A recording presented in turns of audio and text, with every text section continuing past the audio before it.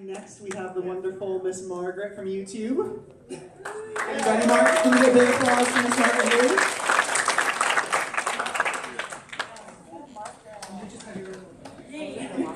So, hi everybody. Thank you for coming. We are going to talk a little bit about some upcoming changes and things we really want you to start thinking about. Stefan is my colleague here. First, we want to kick it off by talking about the most recent algorithm update. So, thank you. So we're going to get Margaret to drive here. Yeah, so like she said, we're going to talk about a couple different things. First off, some of the changes to the recent recommended algorithm, which some of you probably are aware of, maybe painfully so. And then Margaret's going to take us through a couple Google Plus integration kind of sneak peeks on some of the things that are to come or are already there on that front, which should be fun. And then we'll finish up just a brief mention on some partner workshops. So let's just hop right in here. So, like I said, we recently rolled out a change to kind of the suggested videos ranking algorithm. So they're still suggested, but instead of looking, before we were primarily optimizing for clicks, right? We wanted to optimize and show a bunch of suggested videos that viewers were going to click on. Ran that, we had pretty good increase in views across the site. It was pretty successful. But what we're ultimately looking for in this next iteration is we really want to start looking at watch time instead of just clicks, right? And it kind of makes sense inherently. You think about, we don't want to just serve up a video that 100 people are going to click. We want to serve up a video that maybe only 50 people are going to click, but they're going to watch a good chunk of it as opposed to clicking away after a second or two. So, inherently that kind of makes sense, and that's kind of why we're doing this. We really want to drive better suggested videos, better recommendations, so that we keep viewers happier. We keep them, consuming more content, more of your guys' content, and really that's the reason behind making this change. We fundamentally think it's a better metric of a success, like a successful view, than just a click, right? So we want to look at those actions beyond the click. So in the short term, what we kind of expect to happen as a result of this is views will probably decrease a little bit. And many of you maybe have seen this across your content. We're seeing it a little bit on, across the site as a whole. Obviously, we're still very early days. We made this change just a little over a week ago. So we've got about a week's worth of data to look at. And obviously, those numbers are fluctuating as we get more and more information and more, better information to figure out what exactly is going on. But really what we're looking for, and so I should say, views are down a little bit. As expected, watch time is up accordingly. So we made the right tweaks for at least what were, kind of desired result. So that's good. In the long term, what we're really looking for, like I said, is to keep users happier with the content that we're suggesting, right? We want to be suggesting stuff that they want to watch. We're going to measure that by watch time. In terms of how this impacts you, so the top part there is really about the impact across the site that we're looking. Now, on a partner by partner basis, things vary a lot, right? Some folks may see more views and more watch time. Some folks may see less views and less watch time. Some folks may see, I think most people that we're looking at see a slight decrease in views and an increase in watch time. But really, your results kind of vary, obviously. So we're also going to be, as we go forward and these changes start to propagate and we get more data, we're going to look for ways to better monetize and better kind of, trumpet kind of watch time as a metric. Right now, on all your channels, we have subscribers and views.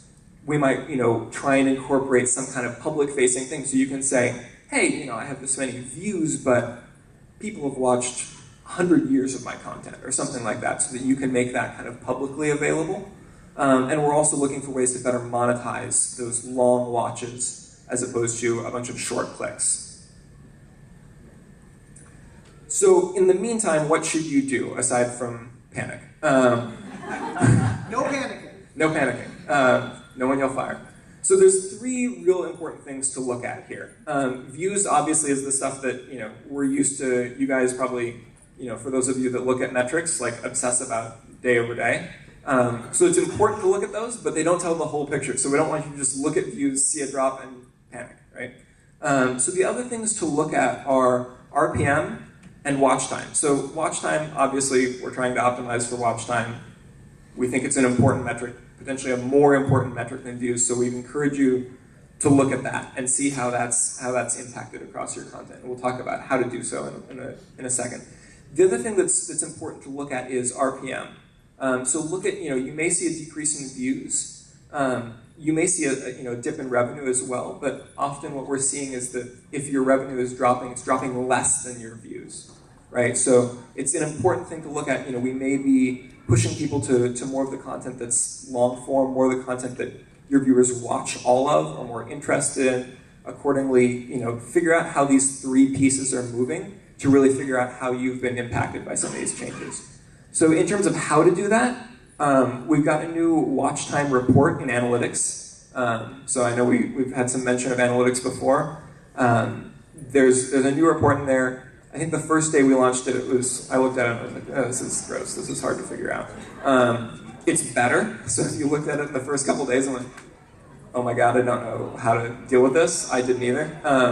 But it's getting better. So it's a downloadable report. It's kind of still a little bit of a gross-looking CSV file that you're going to open up Excel and go, okay, formulas, numbers, figure this out. But there's a lot of good information there. So really what we want you to look at is week over week, what's the difference? What's the change in watch time? What videos really had an increase, kind of a week before to a week after in watch time?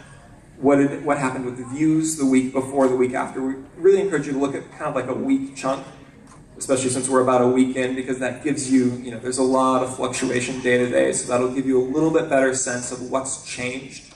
So look at watch time, look at views in that report. Like I said, look at RPM, and kind of figure out what are your winners and losers within your content. What videos are we pushing people towards more? What videos may have dropped off, and you can kind of learn and see what's working best for you and your audience with these new changes.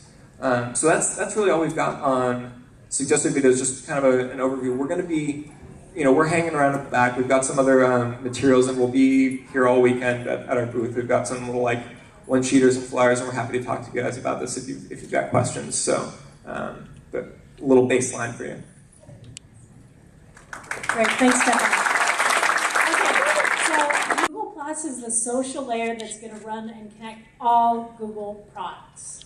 So think of what that means. I mean, YouTube comments, not so great. I think Shay Carl once said it was the place where you go to say the worst thing you can possibly imagine to say.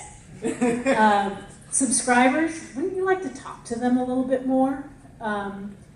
So think of all the things, YouTube, incredibly social site with not very great engagement tools.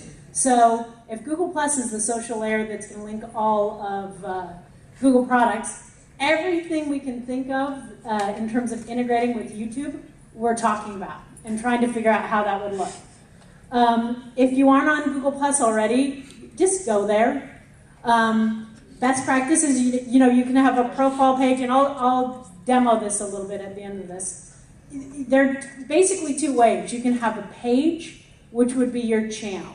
Like if you wanted to be the Will of DC, you'd launch a plus page. Or you can be Dan Brown, which is your own personal name, right? You can have your real identity. So the best practice is you have to launch your real name, and then you can launch your plus page from your real name. But your login should be the same login you use with your YouTube channel. So that's, because as we integrate, you're going to see a lot of linking. We just announced 2 weeks ago that if you start a new YouTube channel, you can link it directly with your Google Plus profile. So when you leave a comment, it will be as your personal real identity, or it will be as your channel name, and it's going to link to your Plus profile. So you're going to just see more and more integrations to that. And really, when you think about it, we just opened Google Plus to 13 to 18-year-olds within the last few months. So if you visited early and said, nobody's here, my audience isn't here, we all know that your core audience is 13 to 18, and now they can get on Google+. We're starting to do a lot of in-person educational workshops in our LA facility, that if you haven't read, we are opening up a big multi-use facility lab in Los Angeles, and a lot of exciting things are going to come out of there. And we have the next lab, which is in New York. So we're going to have a lot of one-on-one workshops that you can sign up for. So follow us on Google+, YouTube Creators. Obviously, we're on Twitter, but we live on Google+. And join your local Creators Club if you want to connect with people in your area. So, and we're here all weekend, so come talk to us. Woo!